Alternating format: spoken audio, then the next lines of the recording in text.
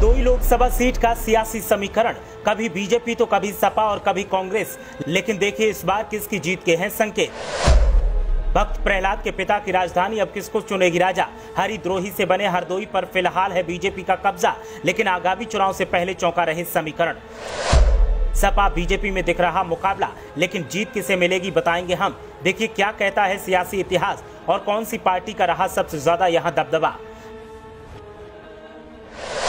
Hardoi Lok Sabha seat अपने आप में ही खास है और हर बार यहां के सियासी समीकरण चौंकाने वाले होते हैं और जब नतीजे घोषित होते हैं तो सारे समीकरण फेल साबित हो जाते हैं। कभी जनसंघ, कभी कांग्रेस तो कभी सपा और कभी बीजेपी का इस सीट पर कब्जा रहा है और कभी कांग्रेस तो कभी सपा और अब बीजेपी के हो चुके नरेश अग्रवाल परिवार का यहां दबदबा दिखता रहा है। नरेश अग्रवाल का परिवार हरदोई की सियासत में सिरमौर है। बताएंगे हम कि कैसे अग्रवाल परिवार का दखल चुनाव में रहता है, लेकिन पहले पिछले 5 चुनावों का इतिहास जान लेते हैं कि यहाँ सबसे ज्यादा किस पार्टी का राज रहा है और अब किसकी जीत के संकेत इतिहास देता है। हरदोई लोकसभा सीट पर 1991 में बीजेपी ने पहली बार जीत हासिल कर अपना खाता खोला। बीजेपी के टिकट पर 1991 में जयप्रकाश रावत पहली बार सांसद बने और संसद पहुंचे। 1996 में भी बीजेपी के टिकट पर जयप्रकाश रावत ने दूसरी बार बीजेपी के टिकट पर यहां से जीत हासिल की। 1998 में समाजवादी पार्टी का उदय हुआ और पार्टी हरदोई सीट पर सपा के टिकट पर उषा वर्मा पहली बार सांसद बनी।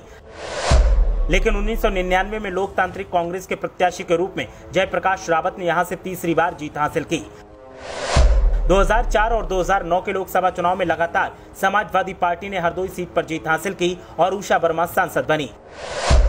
2014 के लोकसभा चुनाव में प्रचंड मोदी लहर के दम पर बीजेपी ने फिर वापसी की और अंशुल वर्मा यहां से सांसद बने।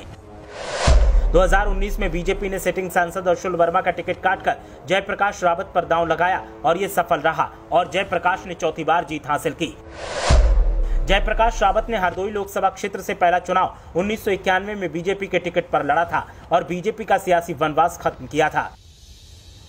हरदोई लोकसभा सीट पर 4 बार बीजेपी जीती है और 3 बार सपा ने कब्जा जमाया है और जब भी सपा के पक्ष में समीकरण दिखे तो जनता ने बीजेपी को जितवा दिया और जब भी बीजेपी के पक्ष में समीकरण दिखे तो सपा जीत गई। ऐसे में इस बार सियासी जानकार बेहद सावधानी के साथ हरदोई की सियासत पर नजर बनाए हुए हैं। बात की जाए मौजूदा स्थिति और मुद्दों की तो चलिए एक बार फिर इस पर नजर डाल लेते हैं और ग्राफिक के जरिए जानते हैं कि कैसे हरदोई में अब समीकरण बदल रहे हैं। हरदोई सदर में 5 विधानसभा क्षेत्र और मिश्रिक लोकसभा सीट के अंतर्गत 3 विधानसभा क्षेत्र शामिल हैं। हरदोई सदर लोकसभा सीट की बात करें तो ये आजादी के बाद से आज तक अनुसूचित जाति के लिए रिजर्व है। ये सीट कभी कांग्रेस का गढ़ हुआ करती थी। इस सीट पर 6 बार कांग्रेस, 3 बार सपा और 4 बार बीजेपी जीती है। पिछले 3 दशकों से हरदोई की सियासत पर बीजेपी नेता नरेश अग्रवाल और उनके खानदान का दबदबा रहा है। हरदोई सदर विधानसभा सीट पर अधिकतर अग्रवाल परिवार का ही कब्जा रहा है। इस सीट पर एक बार उनके पिता श्री चंद अग्रवाल विधायक बने हैं। 7 बार खुद नरेश अग्रवाल और 4 बार उनके पुत्र नितिन अग्रवाल हरदोई सदर सीट से विधायक चुने गए हैं। नितिन अग्रवाल वर्तमान में योगी सरकार में आबकारी राज्य मंत्री स्वतंत्र प्रभार हैं। नरेश अग्रवाल का हरदोई सीट पर सीधा दखल देखने को मिलता है। लहर चाहे जिसकी भी हो, जिसके साथ वो होते हैं उसी को जीत मिलती है। नरेश अग्रवाल के लिए कहा जाता है कि वो सत्ता से दूर नहीं रह सकते, इसीलिए वो हर दल में रह चुके हैं और अब बीजेपी में हैं। ऐसे में एक बार फिर बीजेपी की ही जीत के कयास लगाए जा रहे हैं, लेकिन कुछ लोग इस बार सपा का नंबर बता रहे हैं और सपा के लिए आवाम में भी नरमी है।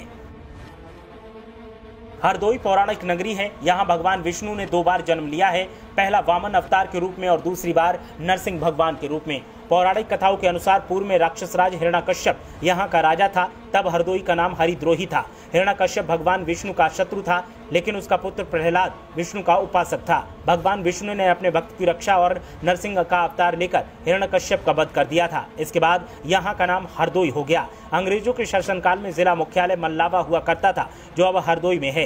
राजधानी लखनऊ से हरदोई जिले की सीमा सटी हुई है, इसीलिए राजनीतिक क्षेत्र के लिहाज से ये जिला बेहद अहम है। अब सियासी तौर पर सपा और बीजेपी यहाँ सबसे ज्यादा सक्रिय हैं और उम्मीद की जा रही है कि इस बार भी मुकाबला बीजेपी बनाम सपा होगा और जीत किसकी होगी वो जनता ही तय करेगी। ब्यूरो रिपोर्ट, मीडिया हलचल।